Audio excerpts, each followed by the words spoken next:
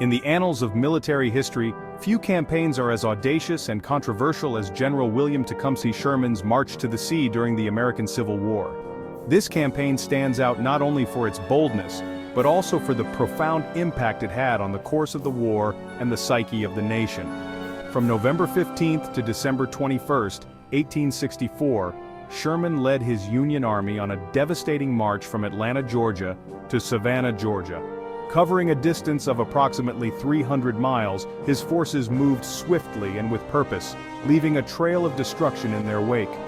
This campaign, characterized by its scorched earth tactics, aimed to cripple the Confederacy's ability to wage war and break the South's will to resist. Sherman's troops systematically destroyed railroads, factories, and farms, ensuring that the South's resources were depleted and its infrastructure was in ruins. The march to the sea remains a subject of intense debate, lauded by some as a brilliant military maneuver and condemned by others as an act of unnecessary brutality. Historians and scholars continue to analyze the ethical implications and the long-term effects of Sherman's tactics on the Southern population. Sherman's march was not simply a military campaign, it was a calculated strategy of total war. This approach was designed to bring the harsh realities of war to the civilian population, thereby undermining the Confederate war effort from within. Unlike traditional warfare, which focused on destroying the enemy's army, total war sought to dismantle the enemy's entire war-making capacity, including its economic and social infrastructure. By targeting farms, railways, and factories, Sherman aimed to cut off the Confederacy's supply lines and weaken its resolve. Sherman believed that by targeting the Confederacy's civilian resources and infrastructure, he could strike a decisive blow against the rebellion and shorten the war, ultimately saving lives.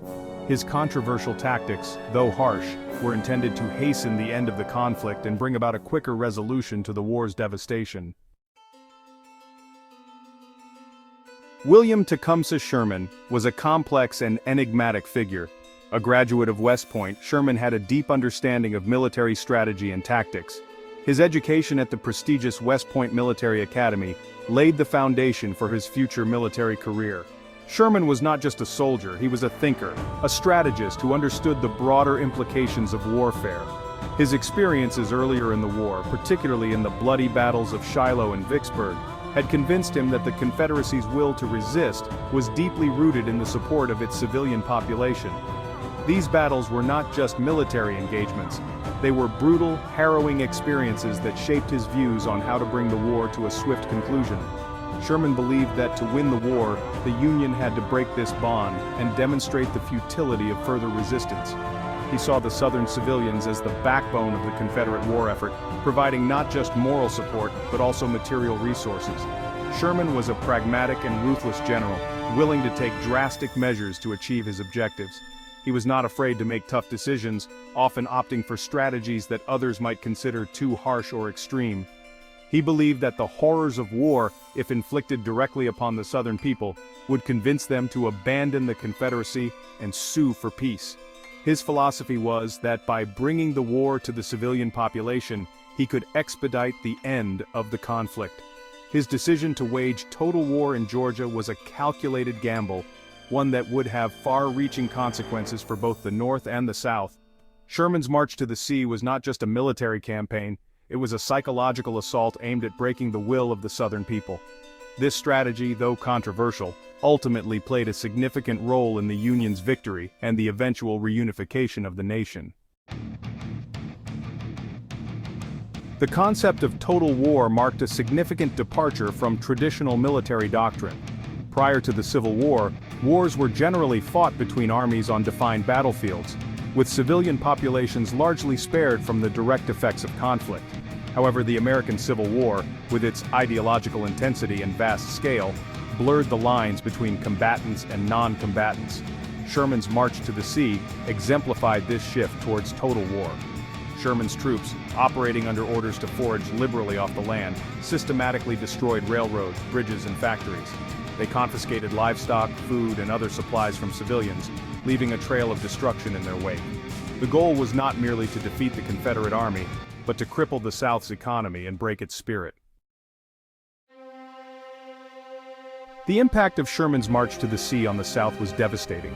The destruction of railroads and other infrastructure crippled the Confederacy's ability to transport troops and supplies. The confiscation of food and livestock led to widespread hunger and hardship among the civilian population. Many Southern families were left destitute, their homes and livelihoods destroyed. The psychological impact of the march was equally profound. The sudden and brutal arrival of Sherman's army, coupled with the widespread destruction and looting, left many Southerners feeling terrified and demoralized. The myth of Confederate invincibility was shattered, replaced by a sense of despair and hopelessness. Sherman's march had succeeded in breaking the South's will to resist, paving the way for the Confederacy's eventual collapse. Section 5. The March in Motion. Key events and timeline. The March to the Sea commenced on November 15, 1864, as Sherman's forces departed Atlanta, Georgia, which had fallen to Union forces in September. Sherman divided his army into two wings, commanded by Generals Oliver O. Howard and Henry W. Slocum.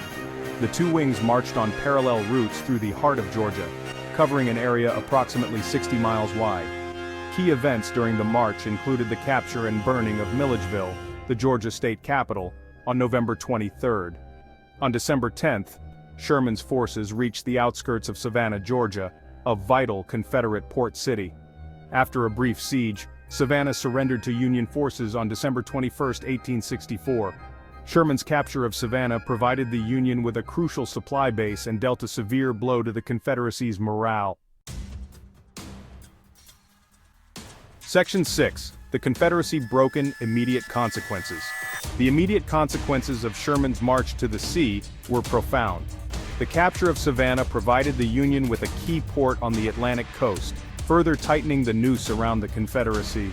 The destruction of Georgia's infrastructure and resources severely hampered the South's ability to continue the war. Perhaps most importantly, the march had a devastating impact on Confederate morale. The Confederacy's inability to protect its own citizens from invasion and destruction undermined its legitimacy and fueled calls for peace. The march to the sea, coupled with Union victories elsewhere, hastened the Confederacy's collapse. Section 7. Reconstruction and Resentment, Long-Term Effects. The long-term consequences of Sherman's march to the sea were complex and far-reaching.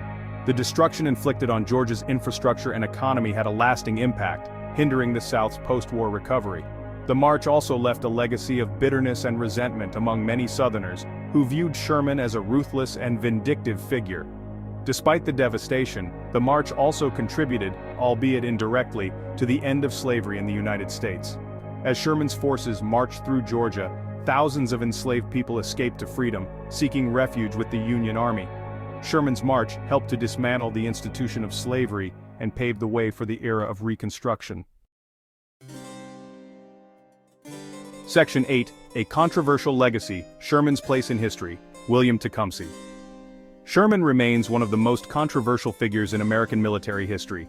His name evokes strong emotions and heated debates among historians and the general public alike. His infamous march to the sea, while undeniably militarily successful, continues to spark intense debate and controversy to this day. The march, which stretched from Atlanta to Savannah, was a bold and ruthless campaign that aimed to cripple the Confederacy's ability to wage war. Some historians argue that the march was a necessary evil, a brutal but effective strategy that shortened the war and ultimately saved countless lives by hastening the end of the conflict. They believe that Sherman's tactics, though harsh, were justified by the greater good of preserving the Union. Others, however, condemn it as an act of wanton destruction and cruelty that left a lasting scar on the South. They point to the widespread devastation of civilian property and the suffering of non-combatants as evidence of the march's excessive brutality. Regardless of one's perspective, there is no denying the profound impact of Sherman's march to the sea.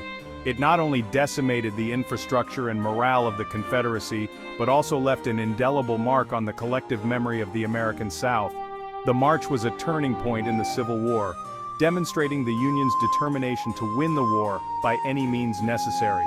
It showcased the relentless resolve of Union forces and their willingness to employ total war tactics to achieve their objectives.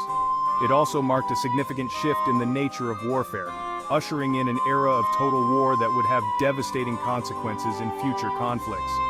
Sherman's strategies would go on to influence military tactics in subsequent wars, highlighting the brutal reality that in war, sometimes the ends are seen to justify the means. Section 9. Conclusion. The enduring shadow of the march. Sherman's march to the sea stands as a stark reminder of the brutality and complexity of war. It was a campaign marked by both military brilliance and acts of shocking destruction. The march's legacy continues to resonate today, prompting reflection on the nature of war, the relationship between military necessity and moral responsibility, and the enduring challenges of reconciliation and healing in the aftermath of conflict. The March to the Sea remains an integral part of the American Civil War narrative, a testament to the enduring power of history to shape our understanding of the present and the future.